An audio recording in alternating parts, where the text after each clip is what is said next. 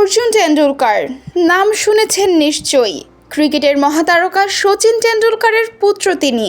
শচীনের মতোই তার পুত্র অর্জুন টেন্ডুলকারও নিজেকে রেখেছেন ক্রিকেটের সাথেই। তবে ক্রিকেটের অধ্যায়টা বাবার মতো মসৃণ করতে পারেননি অর্জুন। পারার কথাও কি, কেননা ক্রিকেট জগতে শচীন টেন্ডুলকার তো একটাই হয়। তবু অর্জুন টেন্ডুলকার হার মানলেন কোথায়? বেঞ্চে বসে থাকা থেকে শুরু করে অনুশীলনে কঠোর পরিশ্রম করা থামতে রাজি না অর্জুন টেন্ডুলকার।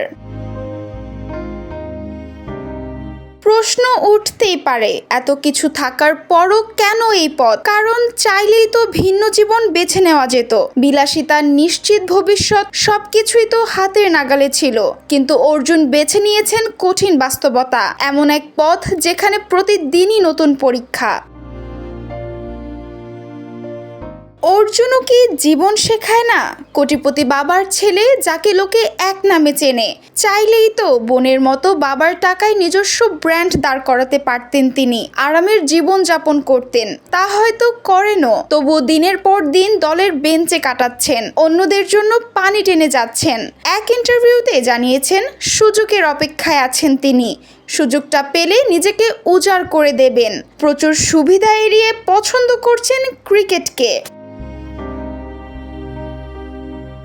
বাবা শচীন টেন্ডুলকার পৃথিবীর অন্যতম সেরা ব্যাটসম্যান ছিলেন।